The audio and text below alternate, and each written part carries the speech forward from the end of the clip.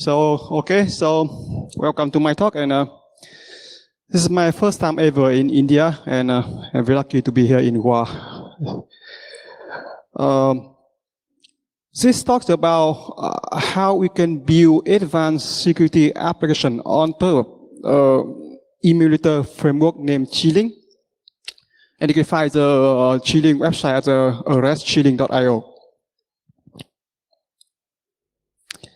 So a bit about myself. My name is Nguyen and Quynh, and I'm working in Nanyang Technological University in Singapore. And I'm doing research, and mostly in low-level stuff like operating system, virtual machine. And in the last few years, I spent a lot of time working on binary analysis. And I happen to be the author and the maintainer of few reversing frameworks like Capstone Disassembler, Unicorn Emulator, and Keystone Assembler. So I have my, this talk has another co-speaker named Qiling, but unfortunately he cannot travel because he's in China now. And the Qiling team has a few other very good researchers like Delay, Witcher, Non, Spiker, and Cabell, but sorry that they are all from China and they cannot travel, so it's only me here today. So in this talk, I spent some time on the motivation, the background of why you have been doing this. And after that, we look a bit at the shellcode emulation, which is the first ever version of Qiling. And after that, we see how we design and implement Qiling frameworks. And next, we see how we can quickly build some dynamic analysis tools on top of Qiling framework. And we have few demos. We have live demo, we have recorded demo in videos. Okay, a bit about background of this research. So about 5 years ago in 2015, I built Unicorn framework, which is an emulator framework. And we released it first time in Black Hat USA, 2015. And Unicorn is basically a multi-CPU, multi-platforms framework. So it allows you to emulate CPU injection. And we support different kind of CPU architectures. We can emulate Intel, ARM, ARM64, MIPS, Spark, and M68K. And we run cross-platform, which means Unicorn can emulate all of those CPU injection on every operating system that you can find, like Windows, Linux, Mac, and so on. Unicorn is designed to be very simple and very easy to use. And the most important thing about Unicorn that make it widely adopted by a lot of research and products is that it supports fine-grained instrumentation. So when you emulate the CPU injection, you can put the instrumentation at many levels. You can put it anywhere in the code. You can instrument every memory access. So here's one very quick example. So suppose that we want to emulate these 2 bytes. Okay, these 2 bytes, 41 and 48, which is increased ECX and decreased EDX in Intel, Intel 32-bit. So the way you can use Unicorn to emulate these 2 bytes is that you specify the rest where you want to emulate these 2 bytes. And after that, we initialize the Unicorn engine. So here, we say that we want to emulate Intel 32-bit, right? And after that, emulator needs some memory. So before you do anything, we map the memory into the virtual machine, into the emulator. So in this slide, it's very confusing. Okay, in this slide you can see that I map 2 bytes into the memory after I initialize the unicorn engine. And next, I write these 2 bytes. Sorry, is it any laser pointer here? Do you have any laser pointer?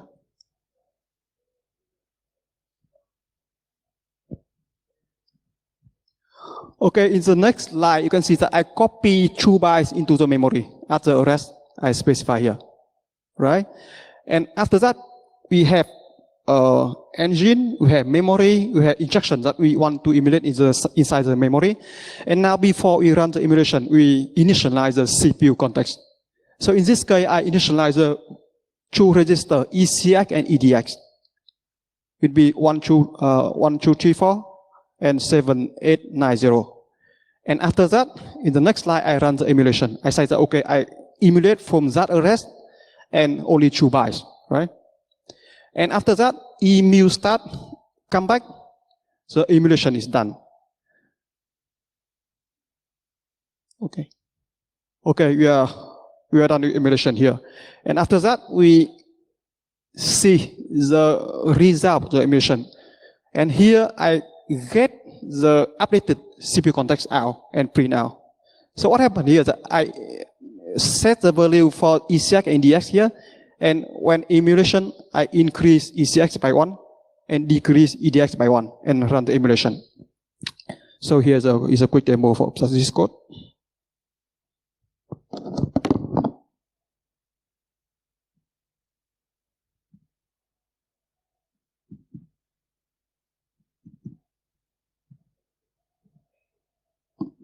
So see, here is the code, and now I will run it. Oh, why does it work?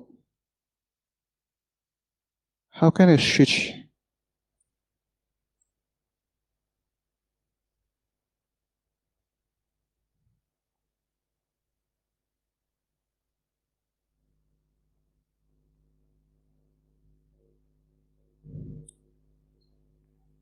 Oh, I see. Okay, here's the code, right? And now I run this one. The shape that I just show you. You see here, after emulation, ECX is 1, 2, 3, 5, right? Which is expected because we add 1 to ECX, and EDX we subtract 1 from that, so EDX become okay 7, 8, 8, F.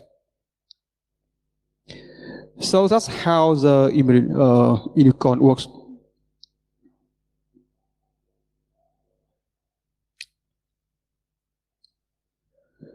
So, however, there's some limitation of unicorn.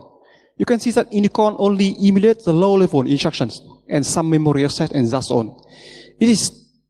Unicorn cannot know or is not aware about higher level concept of operating system, only low-level concept, right?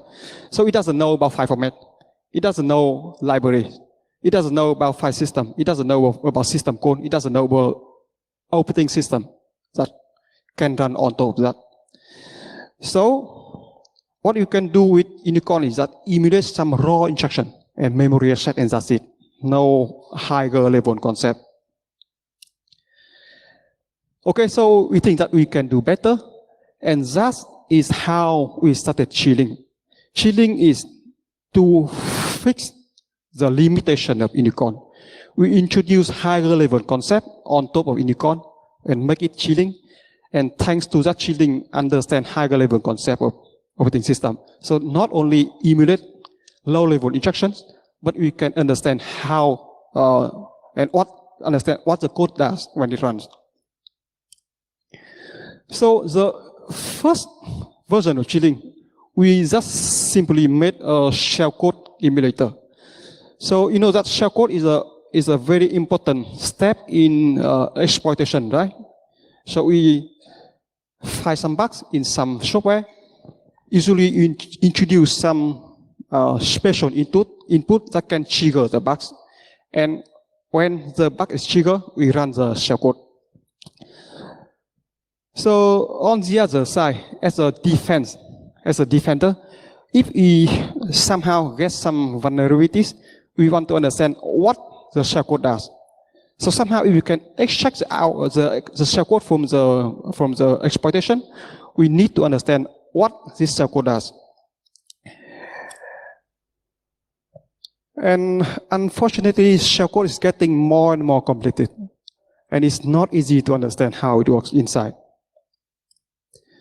So a good way to understand how shellcode works is to emulate it somehow. And there's some good solution for this kind of problems, like UserCon. UserCon is one open source, very good project. This one is also built on top of Unicorn emulator. And you can use UserCon to emulate shellcode, but UserCon has some limitation that I can introduce that. I will introduce that later. So the question is that you want to understand shellcode, but the shellcode can come from different CPU architectures. Shellcode can be for MIPS, can be for ARM, can be for ARM64, can be for Intel, and shellcode can be for different operating systems. Shellcode can be for Windows, for Mac, for Linux, for BSD, and so on. So our emulator, shellcode emulator, need to be able to support all kinds of these operating systems. And it needs to be able to understand all the CPU instructions of those shellcode as well. So one way to understand the shellcode is that we emulate it, and the extreme way is to have some full virtual machine, and somehow we run the shellcode inside the full virtual machine and understand how it works. We try to analyze it when the shellcode runs inside the virtual machine, but we think that is a bit too much, a bit too overkill, and we want something more simple, more lightweight. And actually, you can find some existing shellcode emulator out there in public, available open source.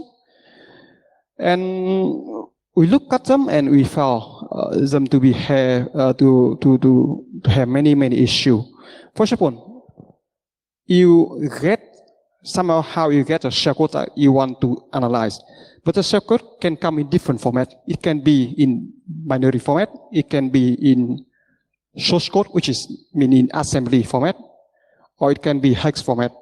So the emulator need to be able to understand all of those formats. And in case the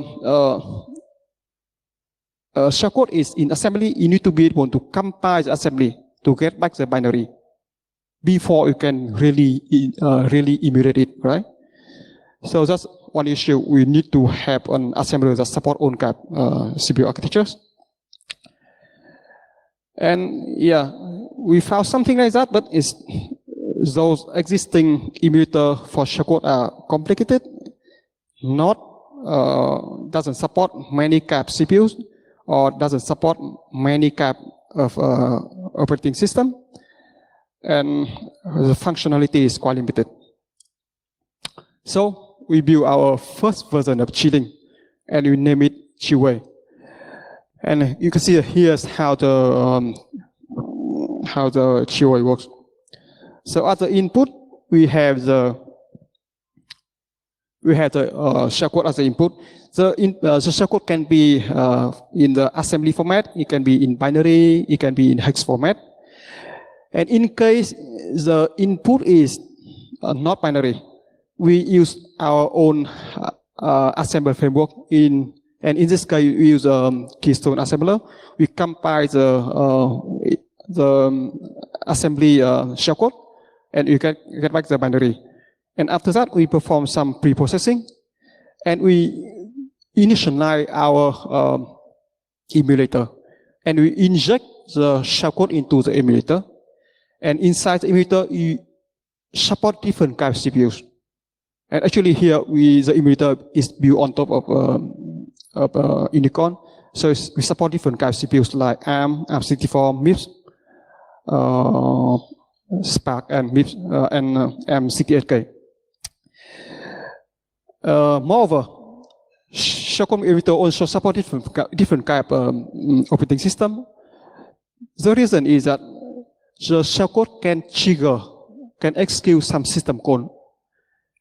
And to be able to understand that, our emulator need to be able to understand the system code, how it works inside, so you can emulate it properly, right? So the core here, we emulate the CPU instruction, we emulate the system code, and the emulator run, and when it runs, we can monitor the behavior, and you can log, you can dump, you can write out on the activities that the shellcode does inside. So here is some demo for this.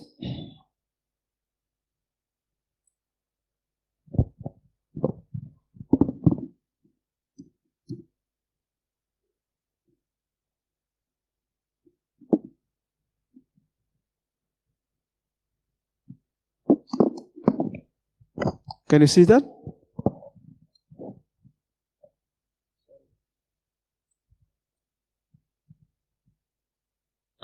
Okay, in this case, I have one shellcode for ARM64. And remember that my machine is Intel, right? We cannot usually, typically, you cannot run ARM64 code on this one.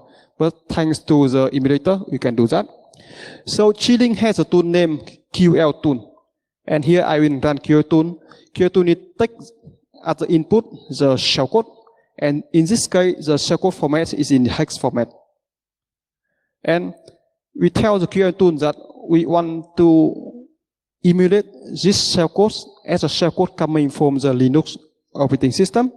And this one uses ARM64 instructions. Okay? So we run this.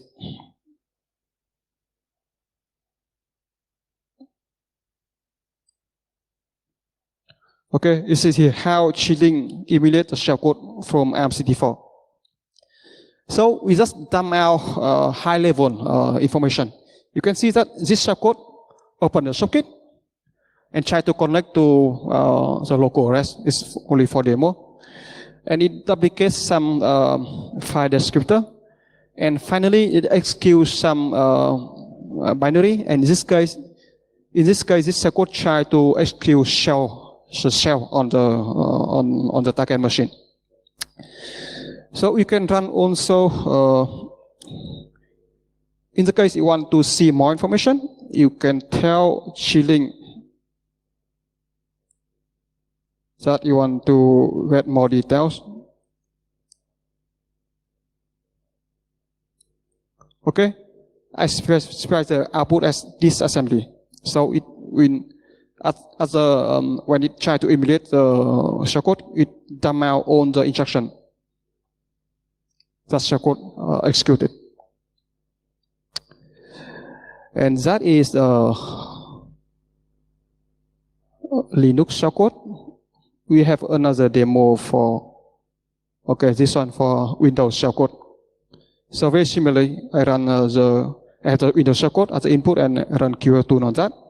Let's see what happened.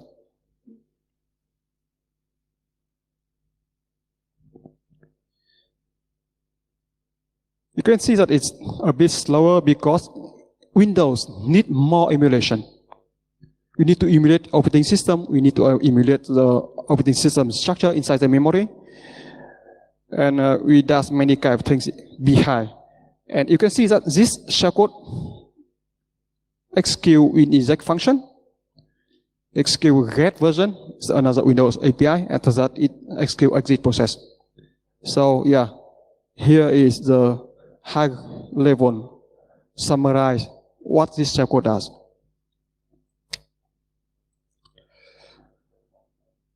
Okay, get back to our talk.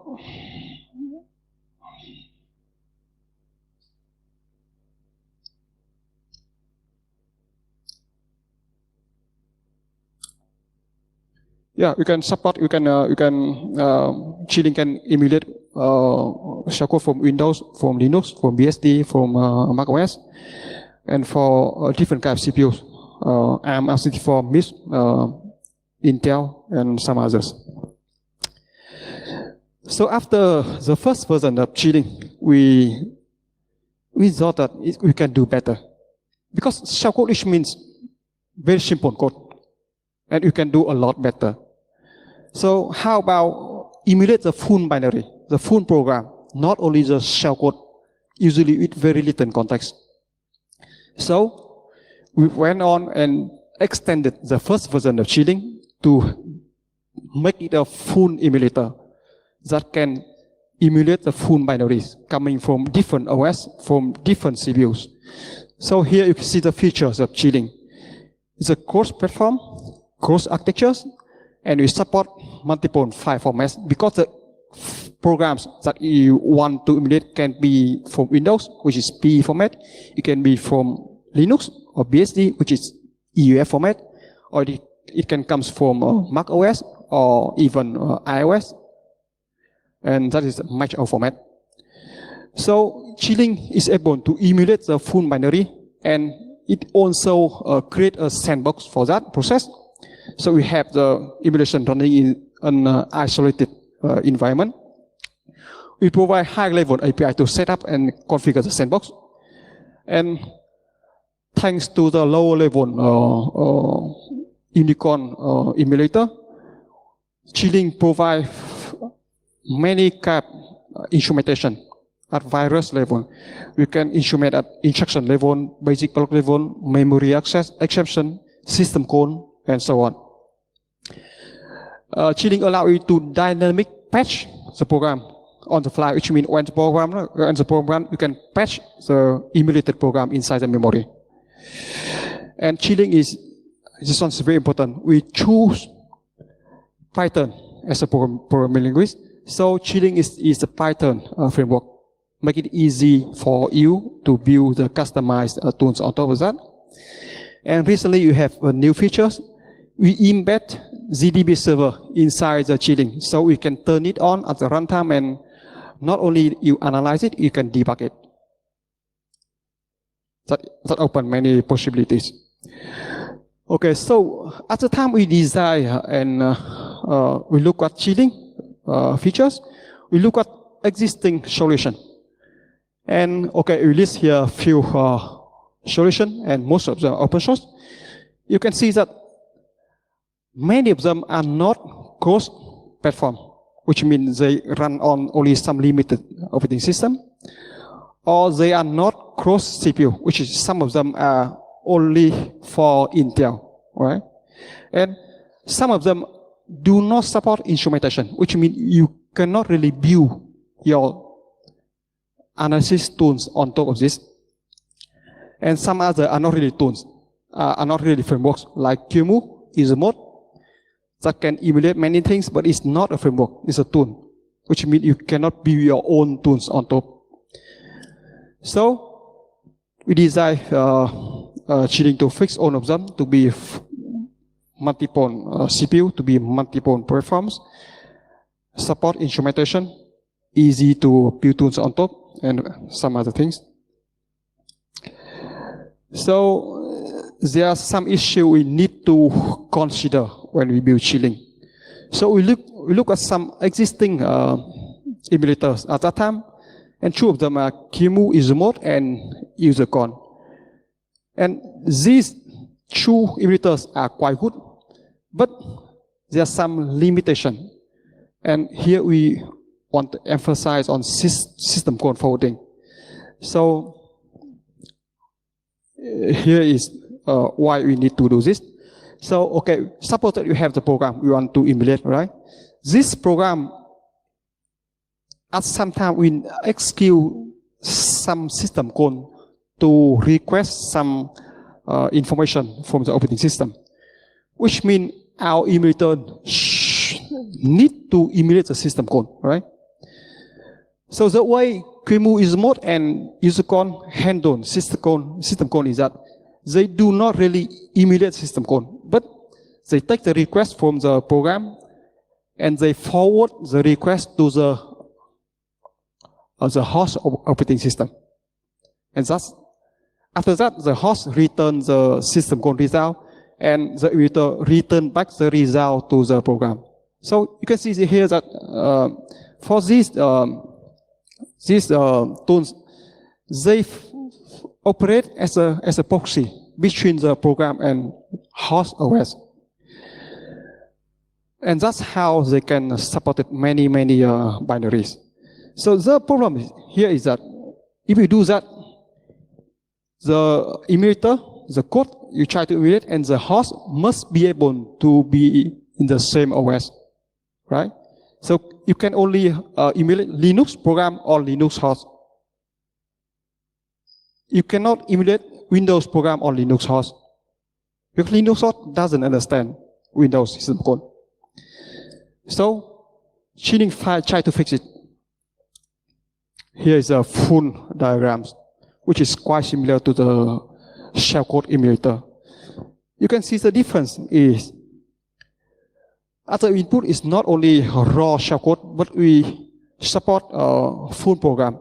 So as the input, you can see that we have Linux binary, BSD binary, we have Windows binary, we have Windows. Here's Windows 64-bit. We have Mac OS binary. So emulator Qiling will take all of these kind of programs in as the input, and inside the emulator, it tries to load this program into the memory and do all kind of setup.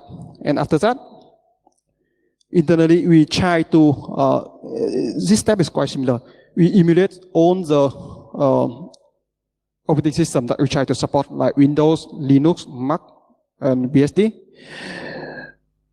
Because the program can execute some high-level libraries.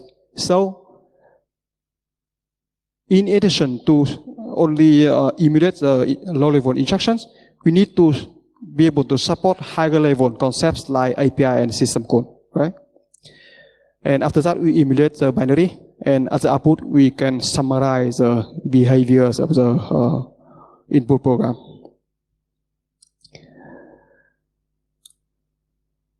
So that is the idea, but it's not easy to implement the idea. So there are many things that we need to show in our adventure to reach our target. So here you can see that Qiling need to be able to load the program into the memory. And the program, the input program can be different kind of format. It can be EAF, it can be PE, it can be Mac OS. So our emulator need to be able to understand all of this format.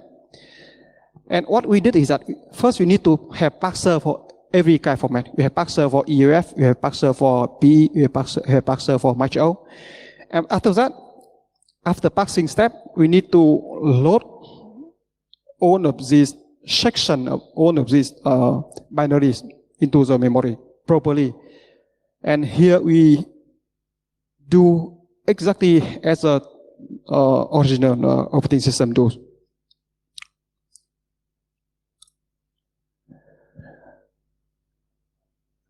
The next step is how to emulate system code.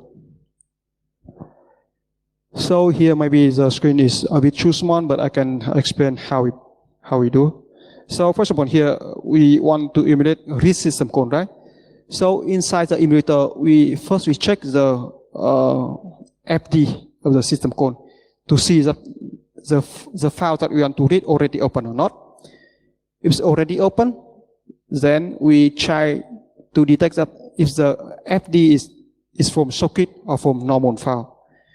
And after that, we read the content of the file into the buffer, and after that, we return the buffer to the program. That was for POSIX OS. For Windows, it's a bit different. Windows is not much about system code, because usually normal program is just execute some high-level API, right?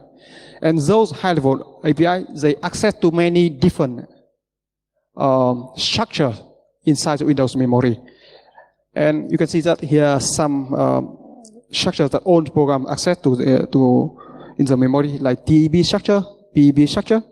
And Qiling need to be able to emulate all kind of these structures into the memory.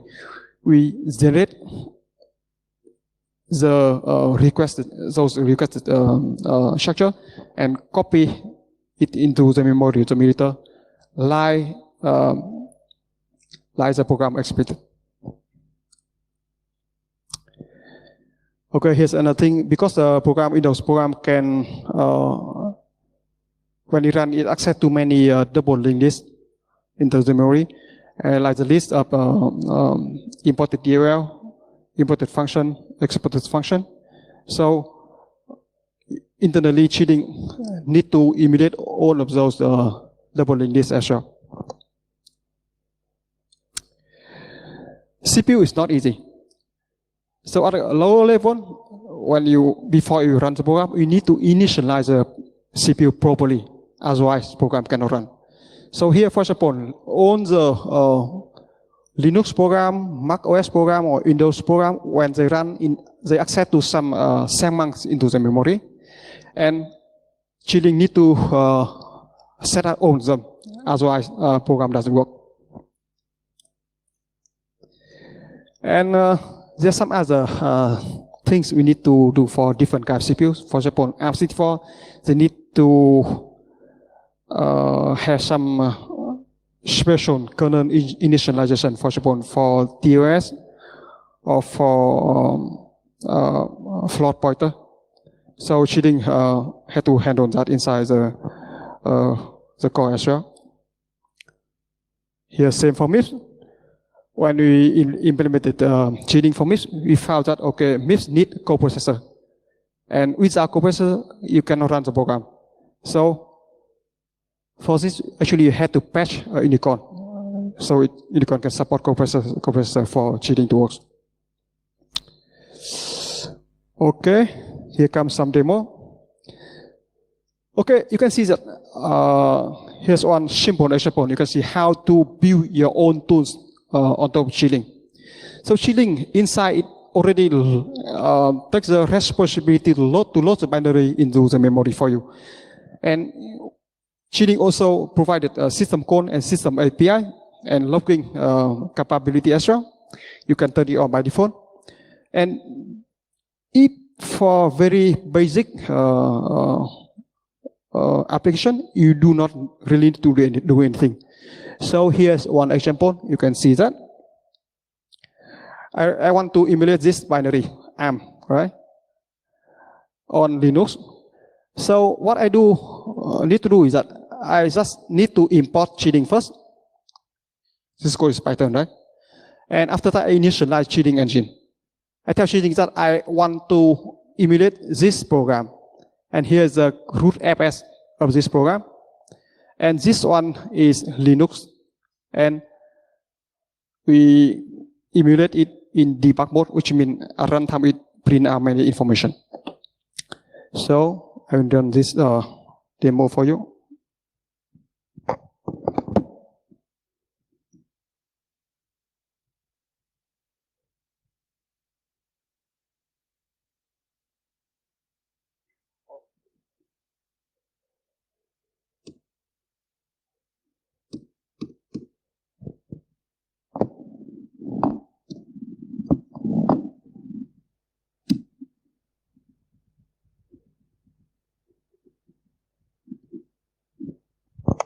Okay, you can see that I try to run this script in default mode, so it doesn't print out too much information. Can you see that from behind?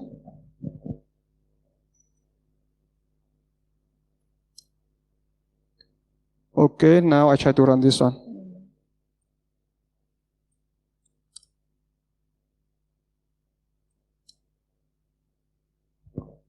So this program is a very simple hello world program. It does something before, and after that it write to the write hello world to the console. That's it. If we turn on the debug mode, you just tell that Qiling that okay, I want more information here. So like just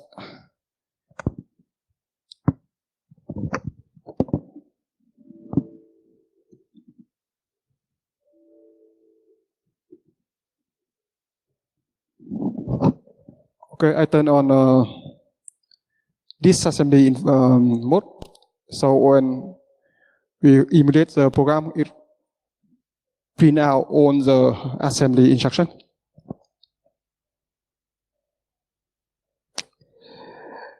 Okay, and now that's a very basic program that you can build on Qiling. but we can do a lot more because Qiling allow you to instrument anywhere. So after you initialize the engine here, you can set up the callback. So in this case, I use a hook code API to set up the callback, and hook code will execute the callback at every instruction. And in this case, I print out the instruction at that location. And if you run this one, you see exactly the same thing as the last demo. It executes, it emulates the binary, but after every instruction, it executes the callback, and this callback print out something. But of course, in your more advanced program, you can do something more advanced in your callback. Okay, here's one very nice application for Qiling, firmware analysis. So why Qiling is very useful for analyzing firmware? The reason is that by emulation, you can move the analysis to much more powerful platform, right? So like you want to analyze the ARM binary, you do not need to run that on the ARM device, but we emulate on much more powerful Intel machine, right? The second reason is that usually talking about firmware analysis, you do not really want to analyze a full firmware, but only one small binary in that. And Qiling is useful because you can take that binary out from the firmware and emulate that inside Qiling.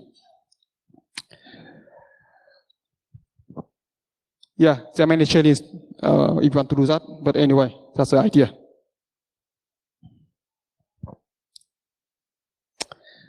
Recently, some researcher tried to use Qiling for fuzzing, and he built a guided fuzzer using Qiling. The reason is that Qiling allows instrumentation, so you can do own kind of instrumentation inside the fuzzer. And instrumentation is very important for guided fuzzer, right? So yeah, you can look at the link and see that how he built the guided fuzzer using Qiling, and it works for own kind of binaries and CPUs. Qiling is also very useful for analyzing the malware, right?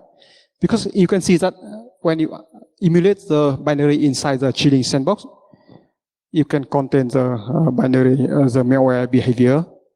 And because Qiling works cross-platform, that means you can emulate the Windows malware on Linux, which is very nice. And because Qiling provides API logging capabilities, so you just need to turn it on, and that's it. Very easy and simple. And Qiling will, by default, can automatically summarize the behavior of the malware for you. Finally, we have a nice feature in which we embed the GDB server inside the Qiling emulator. You can turn it on just by a single line of code, ql.gdb to true, and after that it's on at localhost port 9999. So when you analyze the binary, you can use your familiar GDB client to analyze the binary running inside Qiling. And because IDA Pro support GDB, so you can also use IDA Pro to analyze the program running inside the Qiling emulator. Okay, here comes my conclusion.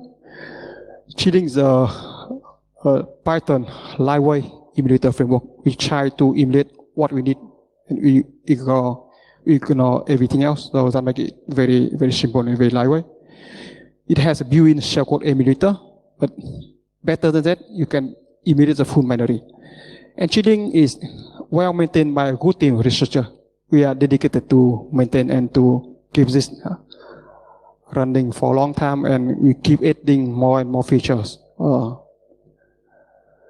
And we plan to release the first version 1.0 very soon. And you can expect more exciting binary analysis tool on top of Qiling built by us or hopefully from community in very near future. So here's our website, our GitHub, and if you like the project, you want to show your support, please come, check it out, try it, and give it a star. We need more star. We have like close to 600 now, but we need more and more.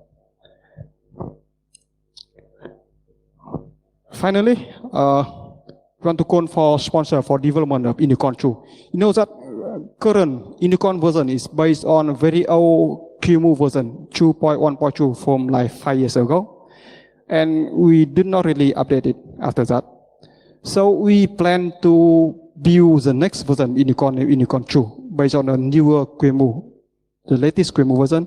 So have many bug fixed, many new features, faster, and yeah, a lot more advanced.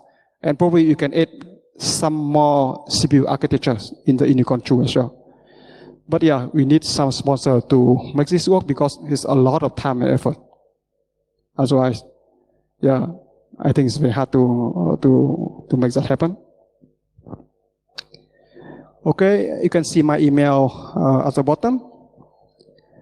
You can contact me if you have any ideas to how to improve our Qiling framework, or you want to support our work, its own open source. Yeah, I'm done. Any question? Sorry that I'm running out of time, but yeah, actually I prepared quite a lot of very nice demo, but I had no time to play them. But you can check it out the homepage of Qiling website. We put all the demo, all the recorded video on YouTube, and you can see that from our website. Any questions? Yes. Thank you for the excellent talk, Dr. Nguyen. You said that one of the use cases was malware analysis. So Yes. in case it is a multi-stage malware with multiple files being dropped one after the other, so will it be possible to emulate that in Qiling's present form, or is it just one binary at a time as of now? Can you repeat the later part? Can you what? Yeah, sure. So as of now, Yes. can it process multiple binaries, like in case of an advanced malware which drops multiple, EXEs, multi-stage? Yes. Qiling can emulate Windows binary. Yes. Yes, Windows binaries. But what if the malware is a multi-stage dropper, which drops 2 EXEs at one time, one after the other? Okay, that is beyond the scope of this one, right? This one give you a framework. And for those more complicated, we do not do that. Understood. Right? Yeah. Okay. Frameworks mean you can build your tools on top. For those more advanced, more complicated, and very, special like that, you need to build that yourself. Thank you. Thank you so much. Yes. Any other question?